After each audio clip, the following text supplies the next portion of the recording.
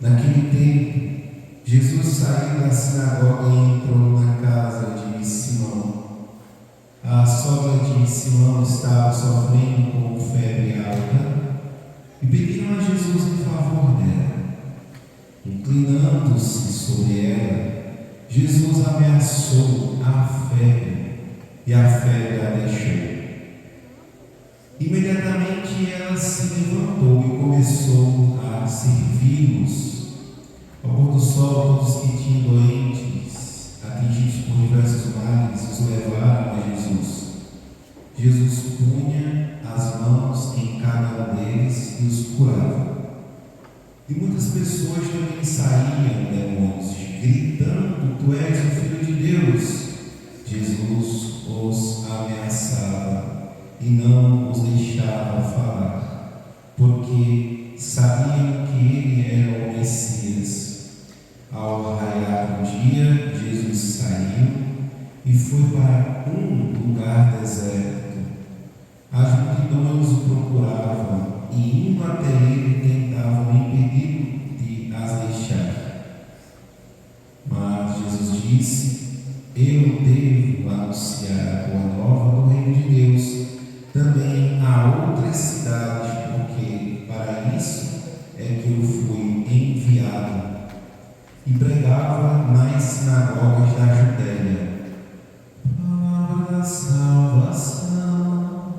Glória a vós, Senhor. Irmãos e irmãs, Jesus, ele sai da sinagoga e entra na casa de Simão Pedro.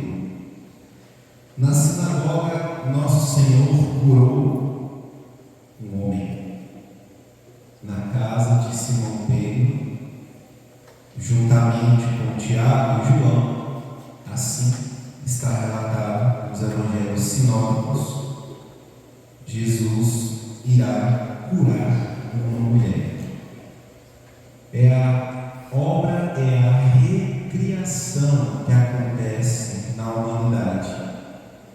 Com a cura do homem na sinagoga e a cura da mulher na casa de Pedro, a sogra de Pedro, Jesus está realizando uma obra de recriação, curando o nosso homem velho e a mulher velha, simbolizados nos nossos primeiros pais, Adão e Eva, e que é o homem novo, infunde em nosso coração o seu próprio ser.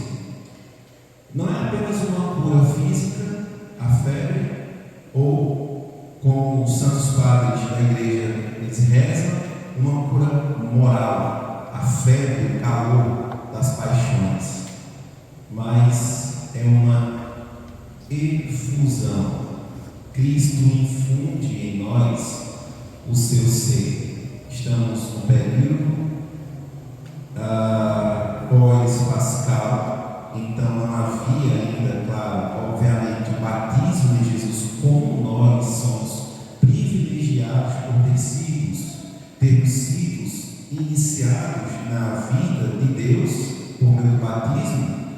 Então é óbvio que nesse encontro com Jesus, os pecadores, os pequenos, os pobres, os fracos, eles são tocados pela força de Deus. E aí logo, claro, depois da sua ascensão, então quando nosso Senhor enviar o seu Santo Espírito e com a Virgem Santíssima e os apóstolos, é que nós vamos ter o tempo da igreja.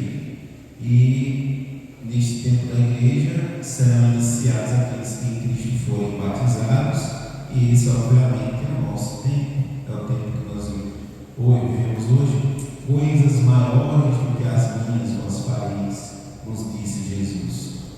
Não sabemos, não temos dimensão da grandeza que é o sinal sacramental da Igreja Católica. A Igreja, irmãos e irmãs, é um sinal da força salvífica e redentora, a força, o sinal do ressuscitado no mundo. E esta força da igreja ela tem a graça e o poder de imprimir o caráter de Cristo. Ou seja, a mesma cura que aconteceu com a sogra de Pedro, com os homens que estavam na sinagoga, acontece também quando uma criança é batizada. Quando um adulto, se não tivesse sido batizado, ele recebe o batismo. E que milagre é esse? O mesmo na Santa Eucaristia.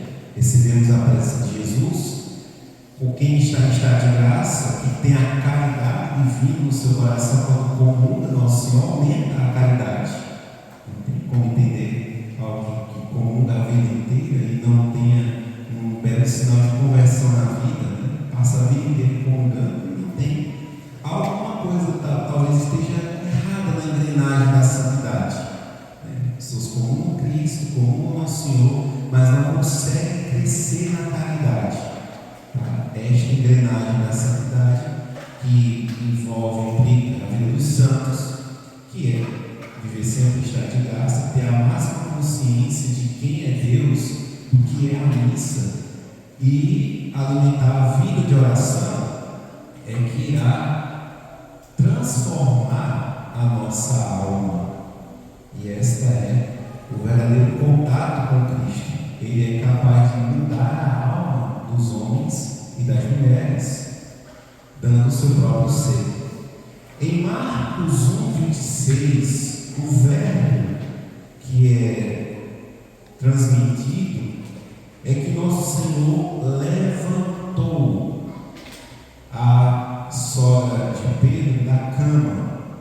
Neste evangelho, Nosso Senhor ameaçou a febre, e a febre a deixou.